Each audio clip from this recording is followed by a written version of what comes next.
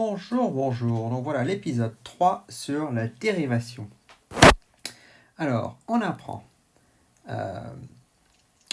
que chaque fonction polynôme a une fonction dérivée. On a vu la dernière fois que si f de x égale x carré, alors sa fonction dérivée f' de x égale 2x. Et on peut même faire un tableau. Ce tableau-là, l'idée c'est de l'apprendre par cœur, parce qu'on va toujours avoir besoin de savoir quelle est la dérivée de chacune des fonctions, chacune des parties d'une fonction.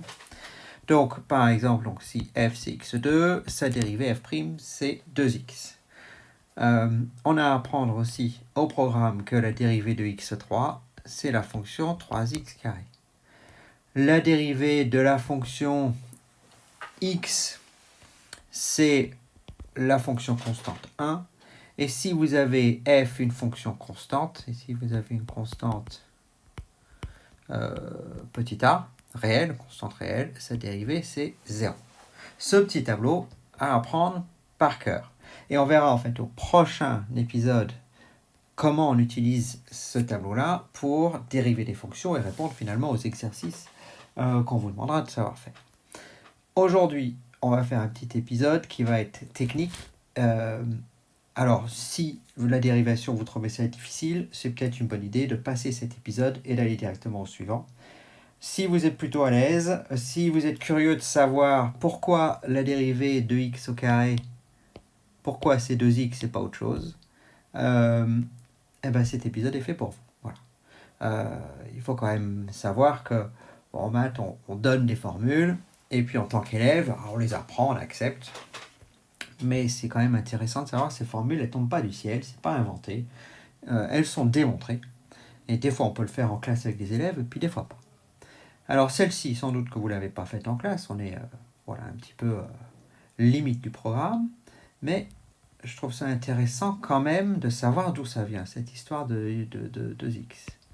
Alors, on a une fonction, en fait, cette fonction x carré, c'est la fonction qui est une parabole, x carré ici.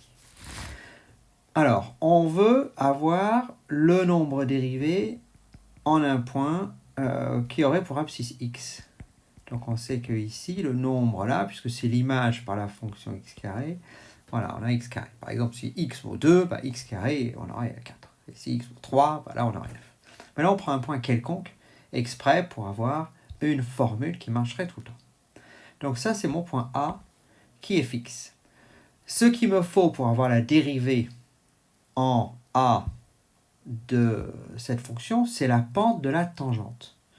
La tangente qui irait quelque part, voilà, je vais un petit peu mal lever, une tangente qui serait ça. La pente de la tangente, c'est f' de x. Pour trouver la pente de la tangente, on va faire comme on avait expliqué dans le premier épisode sur la dérivation, on va faire des droites AM, donc des séquentes. Voilà, une séquence qui n'est pas la tangente, on est bien d'accord. Mais ce point M, donc on va lui donner une abscisse, on va l'appeler x plus h. En fait, qu'est-ce que je fais? C'est que je dis que h, c'est l'écart entre mes points A et M. Et l'idée, c'est que plus M va se rapprocher de A, plus ma droite AM va être proche de la droite rose, là, qui est la tangente. Et je vais voir par le calcul ce que ça fait, et d'où sort ce 2x, voilà, à partir de ce que j'ai déjà défini. Donc on a un point A qui a pour coordonnée x, et puis x carré. On a un point M qui a pour abscisse x plus h. Et bien M, il est sur ma courbe. Donc l'ordonnée de M, c'est le carré de son abscisse. Donc c'est x plus h au carré. X plus h au carré. Alors, la pente de ma droite, donc la pente de la droite AM est... alors, je vous ai dit, c'est technique. Là, déjà, on a pas mal de nombres, on a pas mal de lettres. Bon, l'idée, A est un point fixe. Le M va bouger, va se rapprocher de A. il va se rapprocher en faisant quoi? Eh ben, en bougeant le nombre h. Plus h est grand, plus les nombres sont écartés. Plus h se rapproche de 0, et ben, plus le point M va se diriger, va se balader, il va arriver de plus en plus proche de là. La pente d'une droite, c'est l'écart des ordonnées sur l'écart des abscisses. Vous avez appris la formule, la pente d'une droite AB, si la droite s'appelle AB, c'est YB moins YA sur XB moins XA. On va utiliser cette formule-là, pas avec A et B, mais avec AM. Donc, j'ai XM moins XA et YM moins YA. Calcul. Alors, au-dessus, c'est YM moins YA. Donc, celui-ci moins celui-ci. Divisé par X plus H, XM moins XA. Donc, j'ai en dessous celui-ci et celui-ci. Et ça, c'est la pente de la droite AM.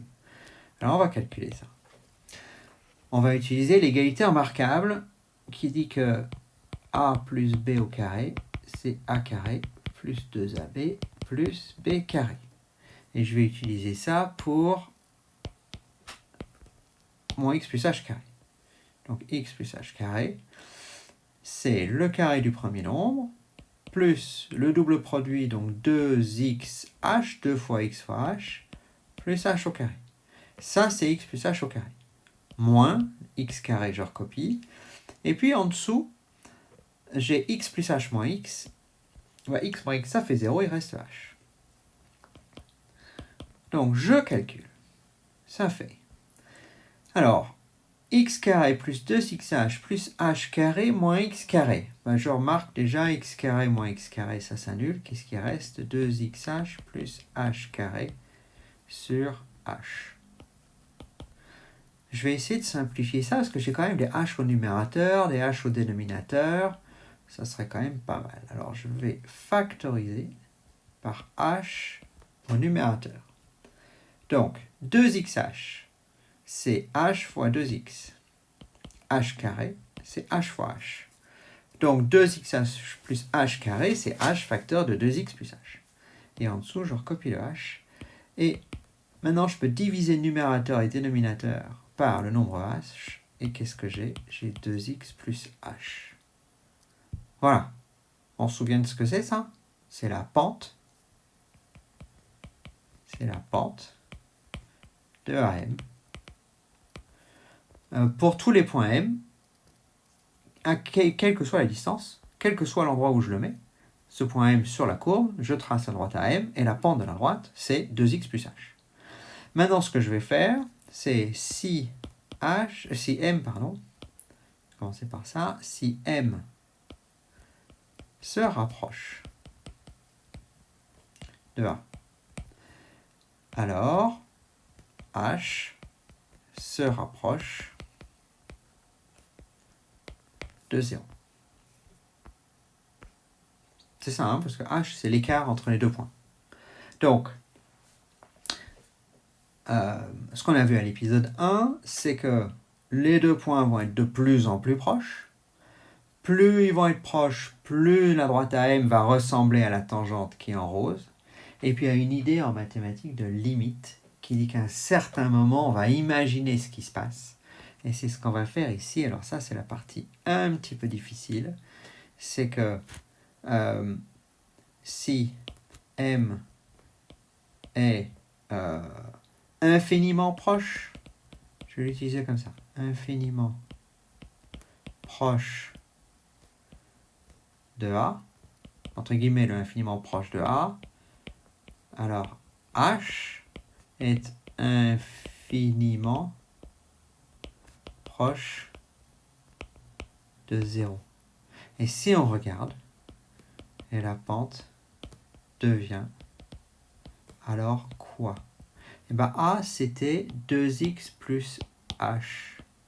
Et bien si h se rapproche infiniment de 0, et bien la pente A de cette droite AM, et bien quelque chose 2x plus quelque chose qui est très proche de 0, la pente devient alors 2x, oups, ça c'est une erreur, devient 2x. Et le h, en fait, il disparaît puisqu'il est très proche de 0. Et c'est comme ça qu'on vient de le faire, on vient de démontrer. Donc, si f de x égale x carré, la fonction carré, alors sa dérivée, c'est le 2x qu'on vient de calculer. Donc voilà, et ça, cette méthode-là, elle fonctionne pour toutes les fonctions. C'est plus ou moins compliqué au niveau du calcul de la pente suivant les fonctions. Ça peut même devenir très compliqué, très technique. Celui-là est abordable, difficile mais abordable. Donc voilà, donc cet épisode, je résume, c'est juste pour que vous sachiez que lorsqu'on vous fait apprendre un tableau de dérivation qui est celui-ci, que j'encadre, qui est à connaître par cœur, la colonne de droite, elle a été calculée, elle a été démontrée, et en fait on vous les donne et on vous demande de les apprendre par cœur pour pouvoir les utiliser, et c'est ce qu'on va faire à l'épisode suivant. Alors, je vous dis à bientôt.